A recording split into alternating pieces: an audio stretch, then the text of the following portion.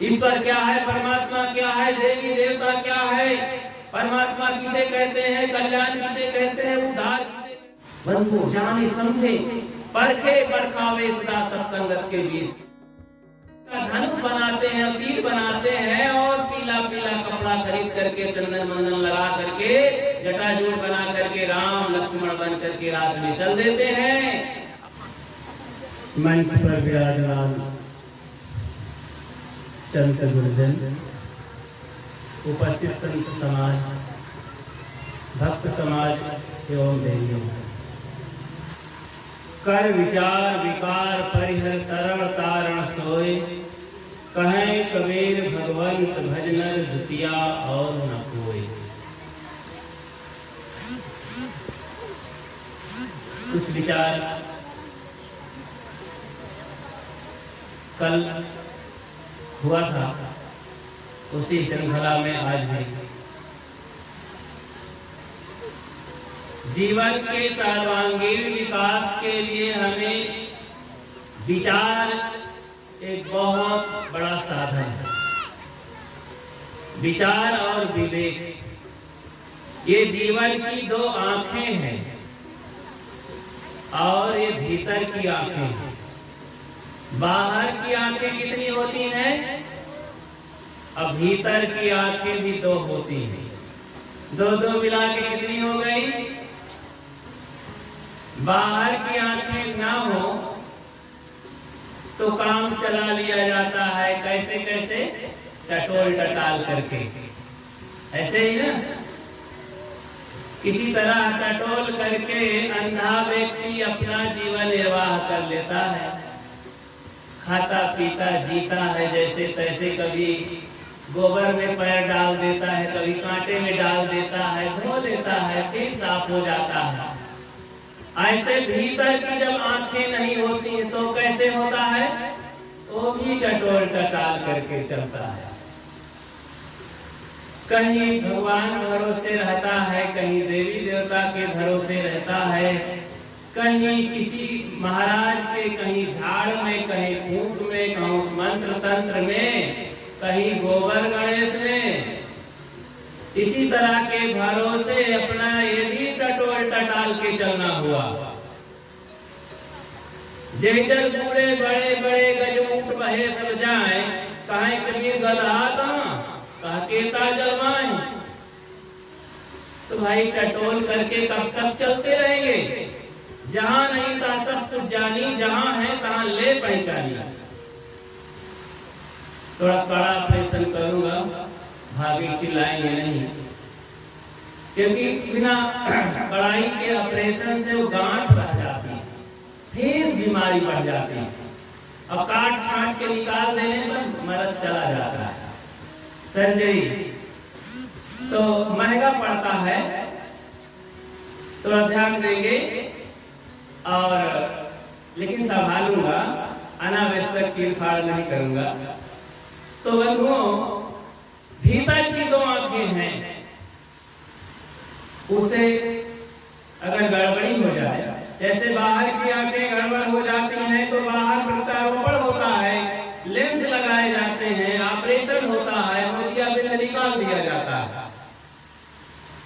कुछ साधन के द्वारा आदमी को दिखाई देता है और टटोलना बंद हो जाता है,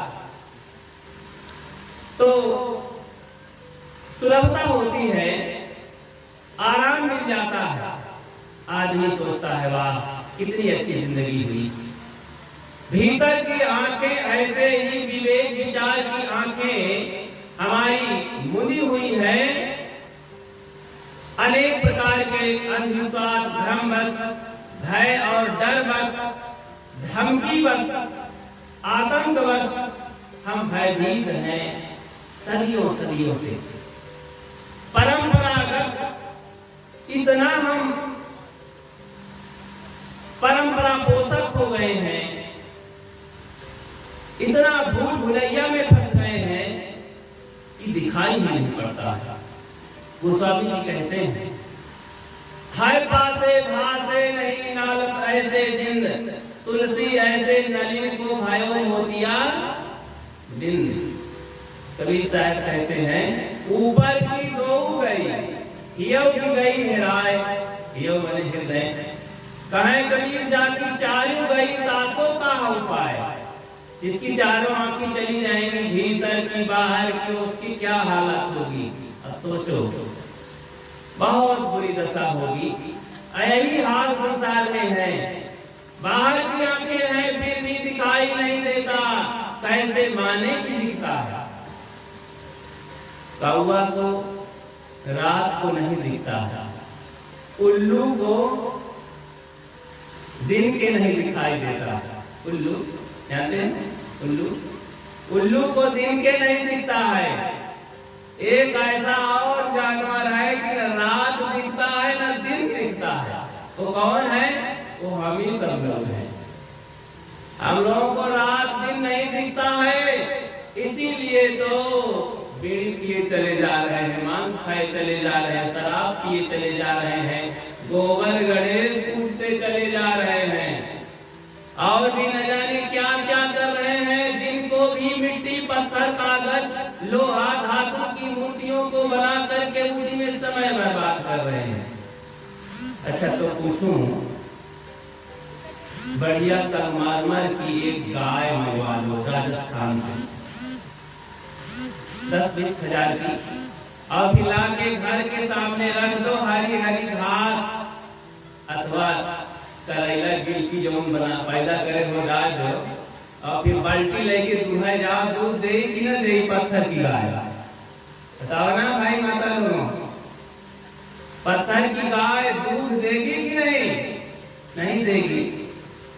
एक पत्थर के डॉक्टर साहब बना ले, इनका जा दो जो अभी दवाई बांटता है, पत्थर के डॉक्टर सामने रख लो, और फिर जाओ कि डॉक्टर साहब देखो बुखार कितना है, दवाई हमको दीजिए, अथवा ये कट गया है, इसको जरा से थोड़ा ठीक कर दीजिए, पट्टी मलहम कर दीजिए। तो पत्थर के डॉक्टर साहब करेंगे कि नहीं? पट्टी वट्टी नहीं करेंगे, बीमारी नहीं दूर कर पाएंगे, नहीं दूर कर पाएंगे। पत्थर की गाय दूध नहीं दे सकती, पत्थर के डॉक्टर हमारा इलाज नहीं कर सकते हैं, और पत्थर के बढ़िया सेब मौसमी बना के रख लो और फिर खाओ तो विटामिन मिली कि नहीं? नहीं। बहुत बड़ी आर्टिफिशियल बहुत सेब मौसमी संतरा अमरूद मिला देना ला के धरे रहते हो, कोई मतलब नहीं, दिखावटी। पत्थर के चौकीदार खड़ा कर लो दरवाजे पर, गांव घर की रक्षा करी कि नहीं? ताला न लगाओ, चले जाओ प्रयागराज संगम में नहाए भाई मुंडन करवावे। अब यहाँ चौकीदार घर में पत्थर के लगा दो, घर की रक्षा करी कि ना करी? करेगा पत्थर का चौकीदार? नहीं। अरे भाई, 1000 मुर्दा शेर से एक जिंदा बिल्ली अच्छी होती है, अच्छी होती कि नहीं?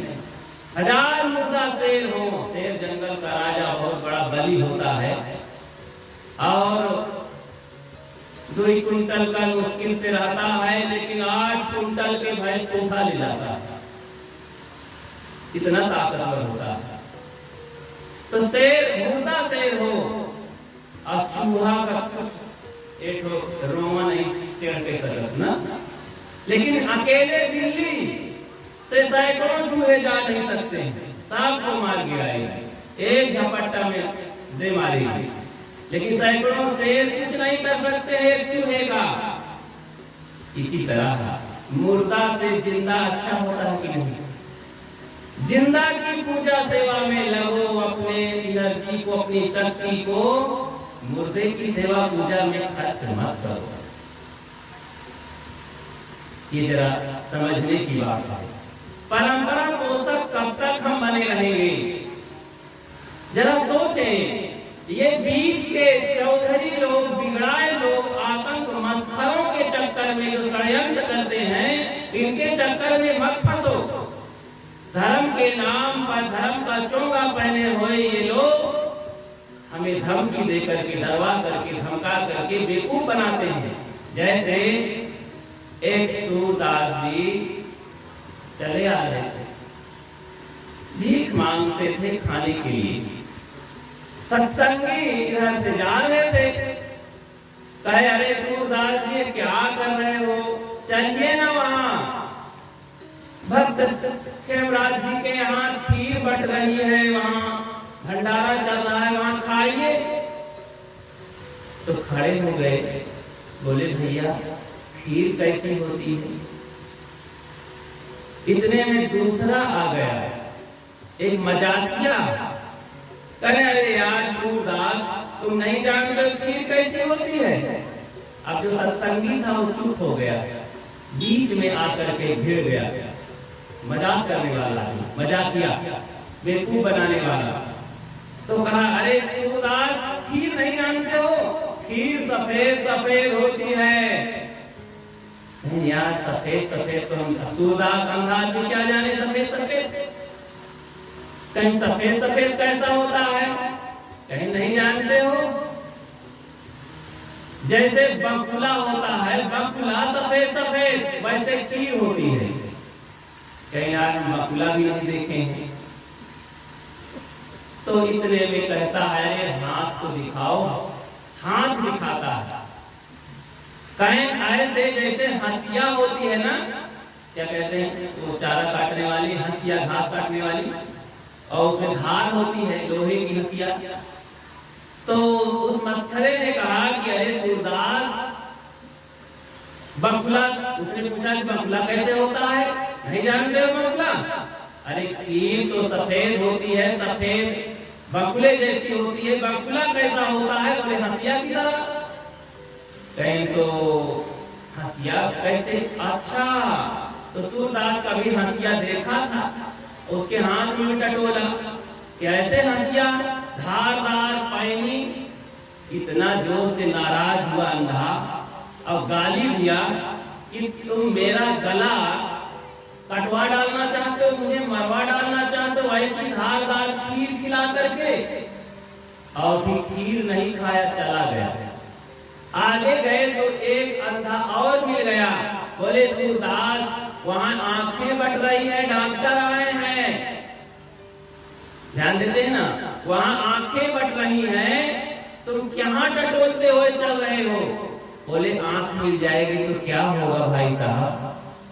बोले अब क्या बताएं, आंख मिल जाएगा, दिखाई देगा ना दुनिया को, बढ़िया ये हरा लाल पीला सफेद सब दिखाई देगा।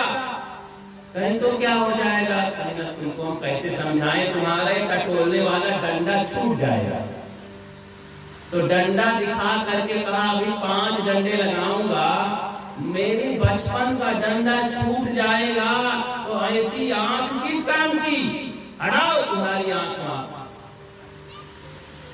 सोचो जरा सूरदास की बुद्धि कैसी है, डंडा ना छूटे, आंख ऐसी की तैसी जाए।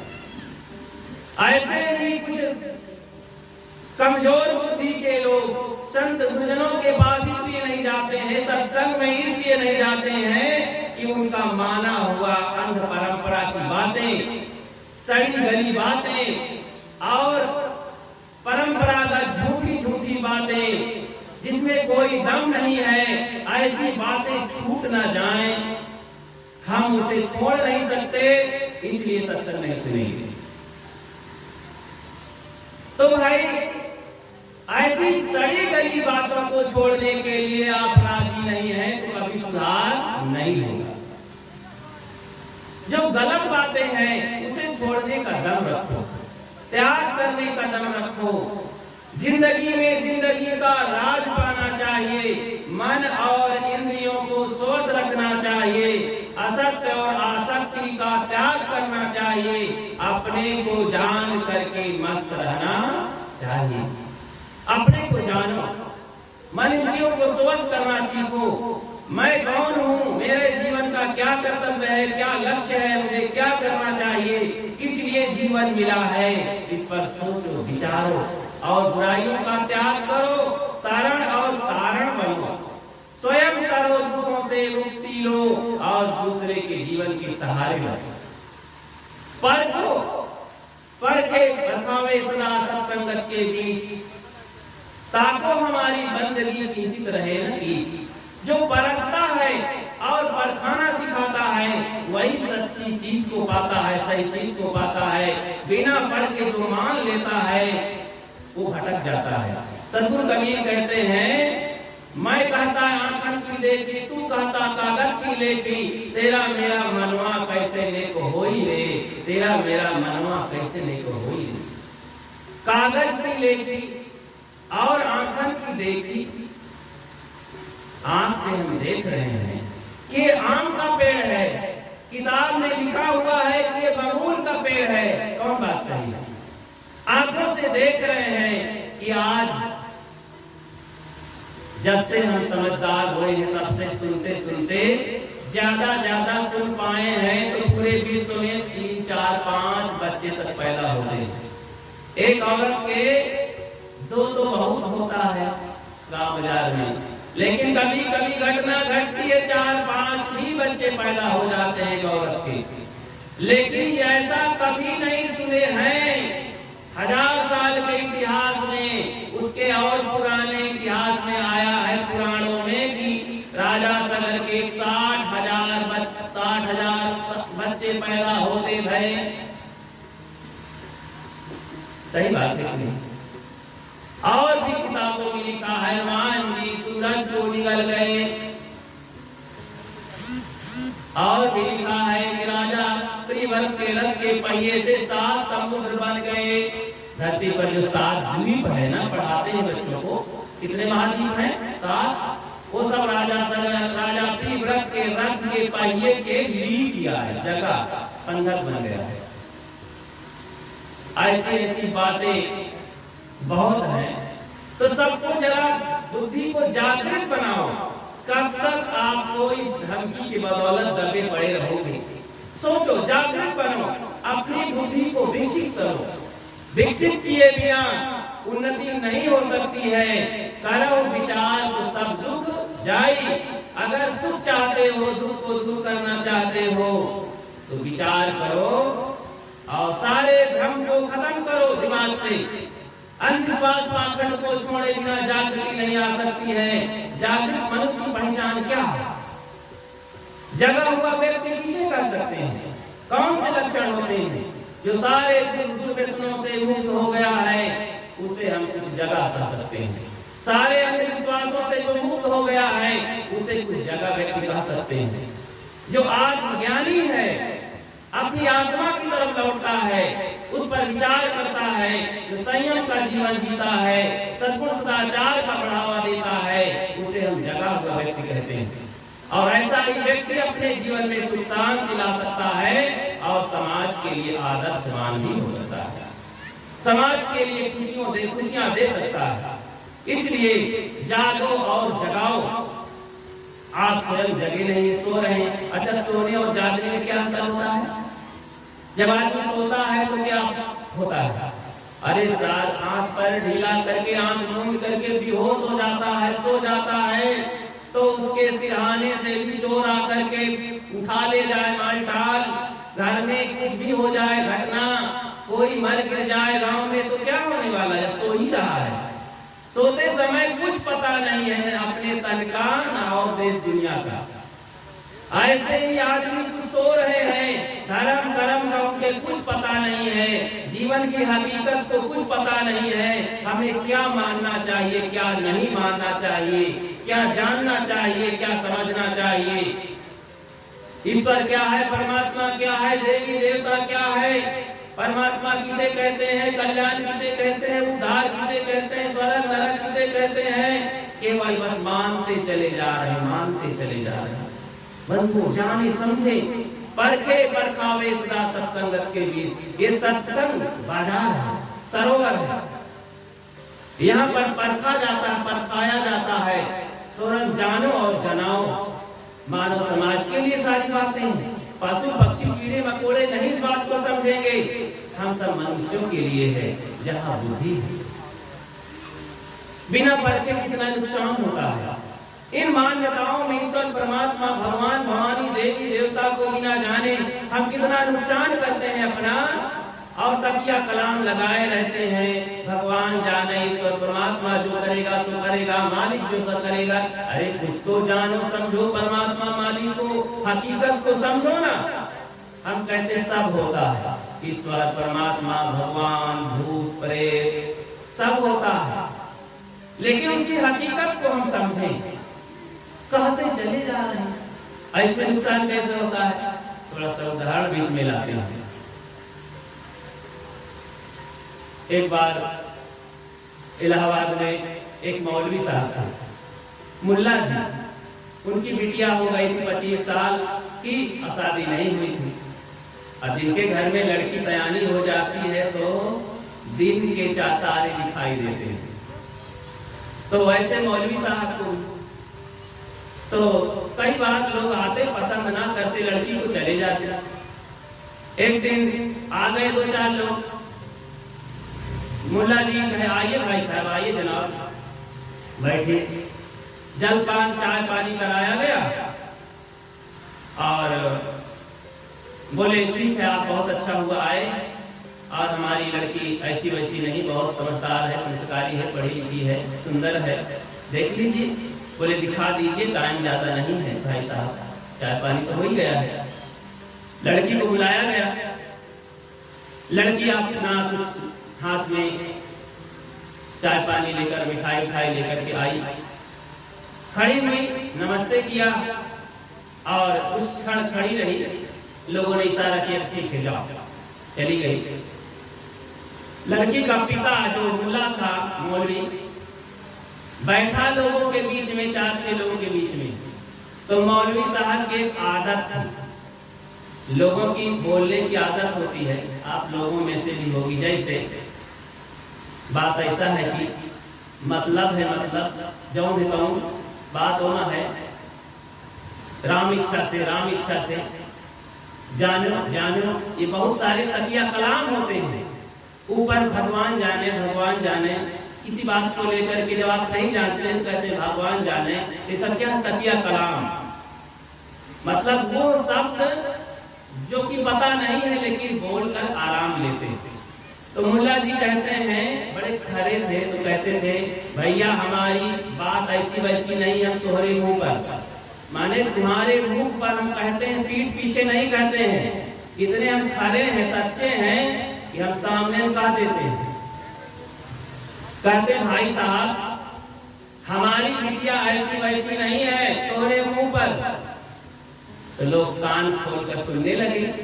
कहा हमारी बिटिया 4 बजे भोर में ब्रह्म मुहूर्त में उठती है तुम्हारे मुंह पर, मुंह मतलब मुंह पर।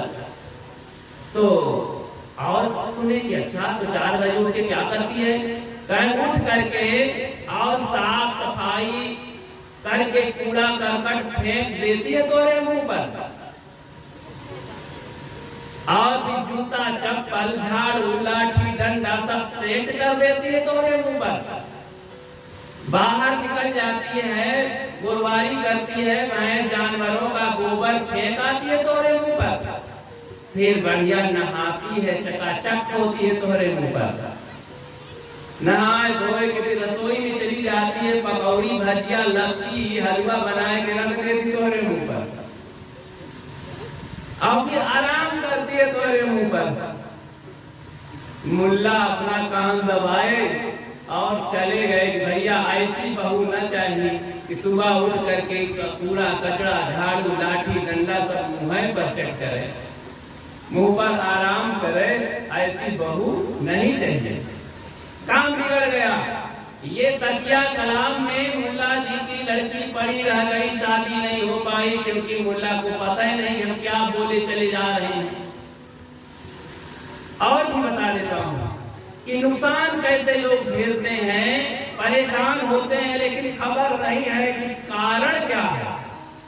दुख का कारण होता है तथागत बुद्ध जब वैराग्य लिए, शाक्यवंशी तथागत बुद्ध गौतम बुद्ध जब वैराग्य लिए तो उनको यही लगा कि दुख का कारण तो कोई है और उसका निवारण भी है। तो दुख का कारण बंधुओं खोजो और फिर उसका निवारण सत्संग में आकर के खोजो, तो पता चल जाएगा। बस इतनी लंबी दौड़ है जीवन की, दुख का कारण खोज के उसका निवारण कर लो, मुक्ति गति मिल जाएगी। लेकिन ये जाने बिना तमाम तरह के काल्पनिक देवी देवताओं के चक्कर में पड़ करके हम इतना नुकसान करते हैं, तन और मन और धन तीनों नुकसान करते हैं। जैसे एक बुढ़िया धनी मनी थी, बहुत धनवान थी, उसके लड़के बच्चे नहीं थे। कभी कभी धनवानों के लड़के बच्चे नहीं होते हैं, गरीबों के दर्जन दर्जन बच्चे हो जाते हैं। तो बेचारी अकेले सोती थी, नींद पड़ती नहीं थी, धन बहुत था, जमीन में गाड़ रखी थी सोना चांदी, लेकिन भगवान राम की बहुत भक्ति करती थी, दिन रात जाप करती थी। चोर इतने में बगल के गांव में चोर पुरवा था, वहां के दो चोर सोचे कि कहां चोरी किया जाए। दिमाग लग गया कि उस माता जी के यहाँ चला जाए, बड़ी धनवान है, अकेले ही रहती है, कैसे किया जाए, कहाँ वो राम भक्त है, तो राम लक्ष्मण का वेश बनाया जाए। बांस की कमाची का धनुष बनाते हैं, तीर बनाते हैं, और पीला पीला कपड़ा खरीद करके चंदन मंदन लगा करके जटाजूट बना करके राम लक्ष्मण बन करके रात में चल देते हैं। और जब वहां पहुंचते हैं 11 बजे रात को, तो दरवाजा खटखटाते हैं। बुढ़िया जागती है, कौन हो भैया? अरे जिनको तुम याद करती हो, हम भगवान राम हैं, स्वर्ग से आए हैं, वैकुंठ धाम से तुम्हारे पूजा पाठ को याद करके आए हैं, दया करके। अरे जल्दी जाग, दरवाजा खोल माता। तो कहीं संदेह मत कर, खोल, घबरा मत, हम तेरे उद्धार के लिए आए हैं। बुढ़िया को अब विश्वास होने लगा, दरवाजा खोल दिया, देखा कि वास्तव में ये तो भगवान राम है, लेकिन अकेले आए हैं। कहीं नहीं नहीं लक्ष्मण नहीं है, हम नहीं मानेंगे। आओ भैया, लक्ष्मण दोनों भाई रहे। तो लक्ष्मण भी आ गए, विश्वास हो गया बुढ़िया माई को। अंदर ले गई, पलंग पर बैठाई और परात और जल लेकर के चरण पखारती है। चरण पखरवाते हैं दोनों चोर और कहते माता जी जल्दी करो, स्वर्ग वैकुंठ चलना है। तो भगवान आपके आए हैं बुलाने, इतना जल्दी हड़बड़ी में, इमरजेंसी में इतना माल टाल घर द्वार कैसे छोड़ के मैं जा सकती हूँ? कहीं अरे मोह माया में मत फंसो, सब कुछ जीवन भर पूजा पाठ भगवान के धाम में चलने के लिए की हो, आज जब अवसर आया है तो अगेल पछे ये धक्का धुक्की में मत पड़ो, चुपचाप चलो। आना निरर्थक ना हो, नहीं नरक में पड़ी रहोगी। अब नरक के डर से बुढ़िया माई सोचने लगी, या तू धेड़ धुन में पड़ गई। लक्ष्मण ने कहा माता जी घबराओ नहीं, भगवान की दया पर आप विश्वास रखो, जो मोटा मोटी माल टाल हो, गाड़े हो, सोना चांदी, उसको ले लो, धनी बल्ली कपड़ा नीता को क्या करोगी? बस कहीं ठीक है भगवान, खूब दूध दही खिलाए और खा पी करके दोनों मजबूत हो गए। कहीं चलो फावड़ा लेकर के खोदे, माल टाल करीब 25 किलो सोना चांदी मिला। तो इतना माल टाल, करोड़ों करोड़ों का माल टाल रहा। तो कहीं भगवान अब कैसे, कहीं देखो माता जी अब और बात है, आगे की बात सुनो। विमान खड़ा है गांव के बाहर, 12 बड़ा, थोड़ा से उतना चौड़ी रास्ता नहीं है, विमान नहीं गांव में जा सकता है, तो बाहर खड़ा है विमान। तो ऐसा करो माता जी कि अब माल टाल दे दो, लक्ष्मण को लेके चलें, विमान में रखें, अब हम तुम्हें ले चलते हैं। लेकिन चलने के पहले एक शर्त है, जब विमान उड़ेगा, विमान में तो कभी बैठे नहीं हो, जब विमान उड़ता है तो बहुत हवा लगती है, बहुत तेज हवा लगती है, तो वहां पर संभालना मुश्किल है। माता जी को कहा कि आंख में पट्टी बांध लो, तो भगवान का बहुत प्रकाश लगता है, बहुत तेज लगता है, तो आंखें गड़बड़ नहीं होंगी और हवा नहीं लगेगी, डर नहीं लगेगा, भय नहीं लगेगा। फिर भगवान के धाम में पहुंच जाएंगे तो आंखें खोल देंगे, फिर तो सुख है, सुख है। वहां तो सोना चांदी की सड़क है और दूध दही की नदी बह रही है। बुढ़िया मस्त हो गई सुन सुन करके स्वर्ग की हाल। कहीं प्रभु की जैसी कृपा, प्रभु फिर आंख में पट्टी बांध देते हैं। और लक्ष्मण तो पहले माल टाल लेके चले गए, और बुढ़िया माई का हाथ पकड़ करके राम ले चले और सकरी गली होकर ले गए गांव की तरफ। आगे चल करके एक धोबी का गधा बंधा हुआ था और कहा, राम ने कहा माता जी, भगवान राम ने कहा कि माता जी यहीं रुक जाइए, ये देखिए विमान खड़ा है, अब यहाँ पकड़ लीजिए। गधे का कान पकड़ा देते हैं, बुढ़िया को सहारा देके गधे में बैठा देते हैं, अब गधे के पीछे एक डंडा मारते हैं, गधा चल पड़ा। बहुत तेज तो नहीं उड़ रहा था, लेकिन झटका मार रहा था। बुढ़िया को लगा कि हाँ उड़ रहा है। अब राम भी 9 तो 11 हो गए। अब बुढ़िया अकेले विमान पर उड़ रही है, इस पुलिया से इस गली से उस गली में। 4 बजे का समय, 5 बजे का समय हुआ और किसान लोग अपने अपने खेत की तरफ निकले। देखे कि अरे ये कौन है गधा में बैठ करके, देखे कि अरे ये तो बुढ़िया माई है गांव की। पास में गए, अरे क्या कर रही है गधे पर? कहीं चुप रहो, विमान से मैं स्वर्ग जा रही हूँ, तुम लोग यहाँ कैसे? तो विमान से मैं स्वर्ग जा रही हूँ। तो कहे अरे पागला गई हो, तुम्हारा दिमाग खराब हो गया, स्वर्ग जा रही हो कि नरक जा रही हो? तुम गधा में बैठी हो। उसकी पट्टी आंखी खोले, देखा तो बहुत शर्म आई। शर्म के मारे गिरी, बुढ़िया गिर गई, चोट भी लग गई, घर की ओर भागी। घर में जाकर देखी तो सारा माल टाल लुट गया है। बचपन से जिंदगी भर की कमाई चली गई और सिर फूटने लगी, फूट फूट कर मर गई। बंधुओं, धन धर्म सब चला गया। ऐसी अविवेकपूर्ण अंधविश्वासपूर्ण भक्ति धर्म करने से कितना लुट गए हैं। आपका विवेक धर्म लुट गया है, आपका सब प्रकार से दया धर्म लुट गया है, शील विवेक धर्म लुट गया है, विचार धर्म लुट गया है। इतना सद्गुण सदाचार चरित्र रूपी धन लुट गया है, पता नहीं। अभी गाड़ी पलट गई है, क्या ये सब अधार्मिक लोग हैं मर गए हैं? 300, 400, 500 लोग मरे होंगे, ये सब पापी लोग हैं मरे हैं।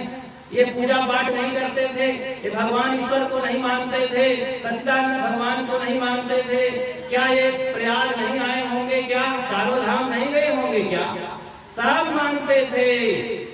लेकिन बंधुओं, सब अंधविश्वास की भक्ति है। मरना तो है ही है, लेकिन यहाँ पर मरने की कला सीख करके सही जीवन जी करके हम जाएंगे तो हंसते हुए सिंहासन पर बैठ के जाएंगे, जो कि सद्गुरु कबीर कहते हैं, आए हैं सो जाएंगे राजा रंग फकीर, एक सिंहासन चढ़ चले एक बधा जंजीर। तो जंजीर में बन के नहीं जाना है। जो अंध मान्यताओं में, गलत आदतों में बनकर जाएगा वो जंजीर में बनकर जाएगा। जो यहाँ प्रेम और सद्गुण सदाचार के पाठ पढ़ करके हंसी खुशी की जिंदगी जिएगा, वो जीवन में सिंहासन पर बैठ के हंसते मुस्कुराते जाएगा। ये मेरा निवेदन है, हम सब लोग ऐसा जीवन जीने का प्रयास करें और ऐसी जिंदगी हम जी सकते हैं। हमारी ये जिम्मेवारी है और ये हमारे में ताकत है और ऐसा कर सकते हैं, ऐसा संभव नहीं है। आप सबसे मेरा निवेदन है, मैं अपनी बात को ही विराम देता हूँ। बोलिए सद्गुरु